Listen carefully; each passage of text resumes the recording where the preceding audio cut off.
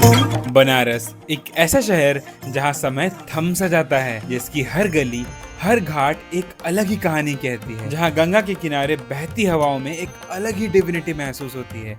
ऐसा लगता है जैसे खुद महादेव यहाँ बसते हों। ये शहर सिर्फ देखा नहीं जाता बल्कि महसूस किया जाता है। हर हर महादेव।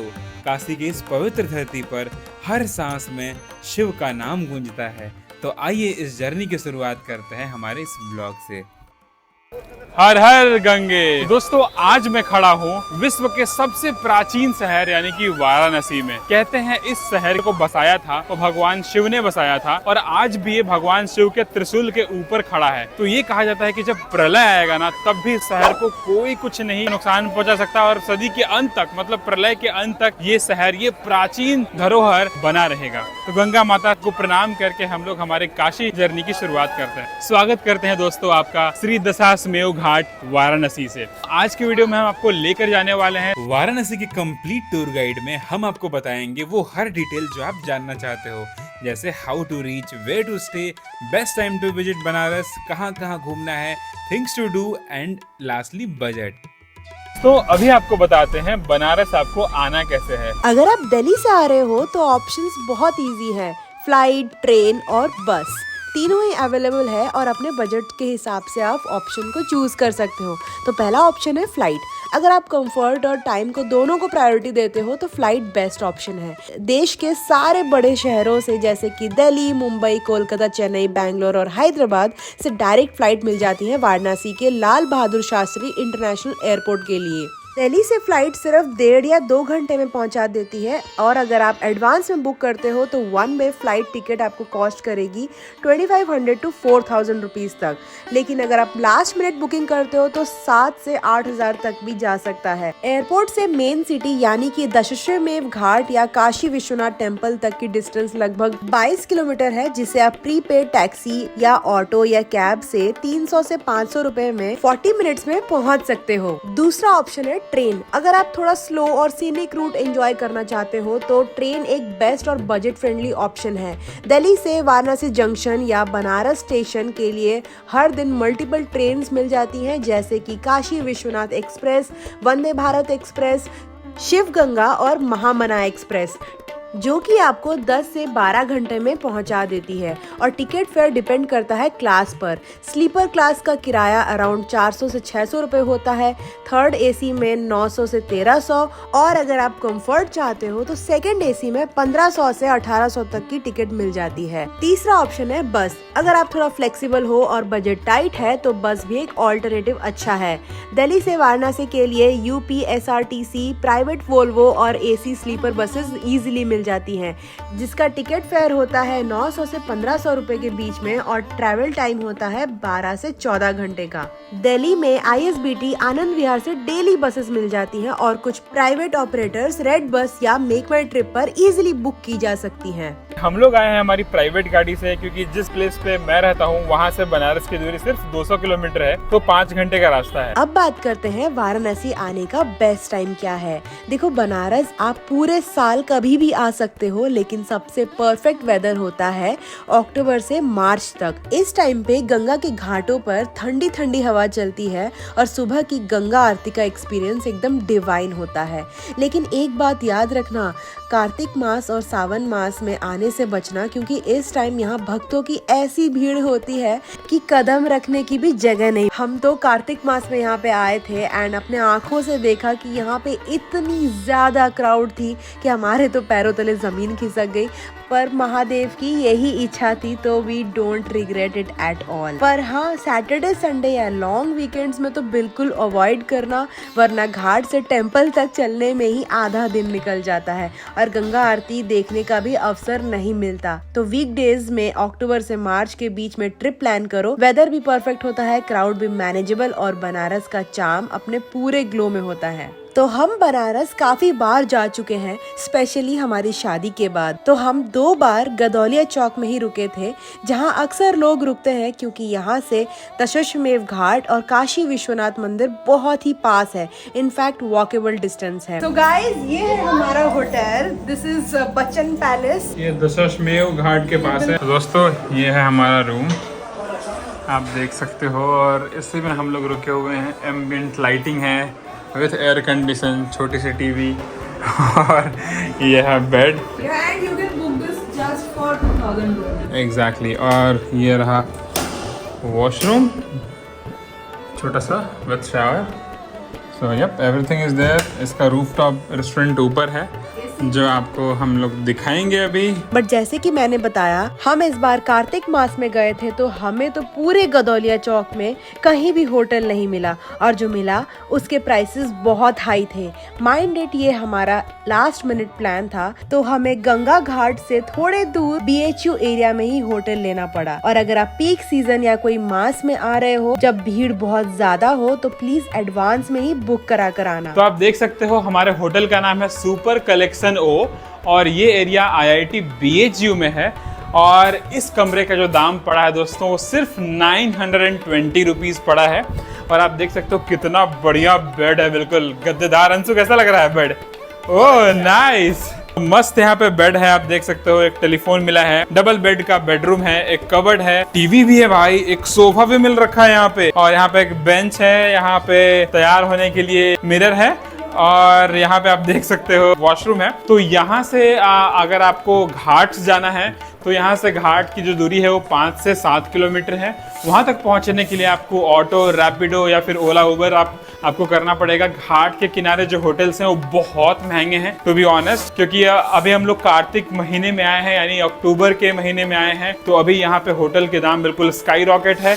तो मैं अपने व्यूवर्स को बता दे रहा हूँ कि अगर आप सस्ते में आराम से घूमना चाहते हो, आपके पास बढ़िया टाइम है, तो ये होटल आप डेफिनेटली कंसिडर कर सकते हो। यानी 900 रुपीज में डबल बेड का रूम यार कहाँ मिलेगा, तो आप इसको कंसिडर कर सकते हो। बनारस में घूमने के लिए सबसे परफेक्ट वे है ई रिक्शा, जो कि आप कहीं से भी पा सकते हो। आप आराम से 20 से 30 रुपए में पूरे बनारस में घूम सकते हो।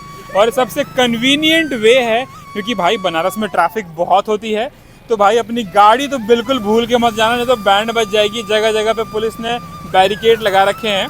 तो आप ई रिक्शा हायर करो, 20 रुपए में आराम से कहीं चले जाओ। अब बात करते हैं बनारस में कहाँ कहाँ घूमना चाहिए और कौन सी चीजें आपको बिल्कुल भी मिस नहीं करना चाहिए। देखो, बनारस ऐसी जगह है ना जहाँ हर गली, हर घाट और हर मंदिर में एक कहानी छुपी है। इस सिटी का चार्म सिर्फ दर्शन में ही नहीं बल्कि उस पॉजिटिव एनर्जी में है जो पूरे शहर में महसूस होती है। अगर आपका ट्रिप शॉर्ट है, मतलब 2 दिन का है, सजेस्ट करूंगी कि आप सबसे पहले काशी विश्वनाथ टेम्पल का दर्शन जरूर करें। ये सिर्फ एक मंदिर नहीं बल्कि बनारस की धड़कन है। हमने श्री काशी विश्वनाथ मंदिर का एक डिटेल्ड वीडियो बनाया है जिसका लिंक हमने आई बटन पे छोड़ दिया है। Please make sure to check that out. इस वीडियो में हमने हर एक जानकारी दी है जिसकी आपको तलाश है, जैसे कि दर्शन कैसे करना है, टिकट कितने का मिलेगा, टिकट कहाँ से मिलेगा, और भी बहुत सारी जानकारी। उसके बाद आप संकट मोचन हनुमान मंदिर जा सकते हो। ये मंदिर लॉर्ड हनुमान को डेडिकेटेड है और कहा जाता है कि यहाँ मन से मांगी हुई हर मन्नत भी पूरी होती है। ये वही जगह है जहाँ पे तुलसीदास जी को हनुमान जी ने दर्शन दिए थे। दूसरा मस्ट विजिट प्लेस है दशाश्वमेध घाट। यहीं पर होती है बनारस की वर्ल्ड फेमस गंगा आरती। शाम के टाइम जब पूरे घाट पर दीप जलते हैं और मंत्रों की आवाज गंगा के पानी में गूंजती है, उस मोमेंट में कुछ अलग ही शांति होती है। आप यहीं से बोट राइड भी ले सकते हो, सुबह सनराइज में या शाम की लाइट्स के बीच। दोनों टाइम का अपना ही अलग चार्म है। और हाँ, अगर फूडी हो तो आसपास के फूड ट्रेल को बिल्कुल मिस मत करना। दोस्तों, अब आपको बताते हैं कि आपको बनारस में या वाराणसी में खाना क्या है। वैसे तो वाराणसी फेमस है अपने वर्ल्ड फेमस स्ट्रीट फूड्स के लिए, जिसमें आता है कचौड़ी, चाट, जलेबी और रबड़ी भी। रबड़ी। मलाई रबड़ी, ये सब बहुत फेमस है। एंड यहाँ के स्ट्रीट फूड में काफी फेमस है ये प्रसिद्ध चाची की कचौड़ी, जहाँ पे हम लोग आ गए हैं खाने, यहाँ पे यम्मी यम्मी कचौड़ी खाने के लिए। तो रविदास गेट के बिल्कुल पास ही है। यहाँ की सबसे खास बात ये है कि बिना प्याज और लहसुन के यहाँ पे जो पूरी और सब्जी बनती है, इसलिए बहुत भीड़ होती है यहाँ पे खाने के लिए। तो अगर आप व्रत के दिनों में आ रहे हो तो you don't have to worry about, प्याज लहसुन के बिना आप यहाँ पे खा सकते हो। 600 रुपए दोस्तों लगा 8 प्लेट कचौड़ी का, 6 प्लेट इडली का।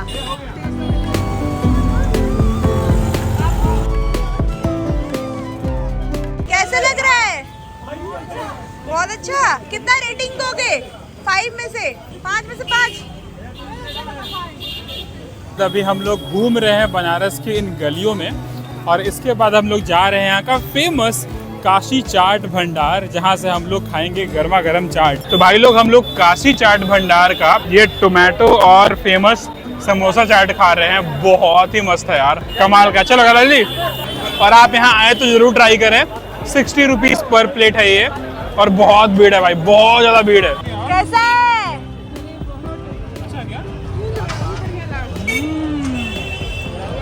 One of the best chaat ever। तो भैया बनारस आए और यहाँ की फेमस पहलवान लस्सी नहीं ट्राई किया तो फिर क्या ही बनारस आए। बिल्कुल क्रीमी लस्सी मिलेगी आपको, उसके ऊपर बिल्कुल मलाई और रबड़ी डाल के खाने का जो मजा है ना दोस्तों, अद्भुत है। और ये सिचुएटेड है रविदास गेट के सामने। दोस्तों हम लोग अभी कॉफी रोस्टर में, बच्चों ने भी कुछ सैंडविच ऑर्डर करा है और देखते हैं। बहुत ही क्यूट सा कैफे है।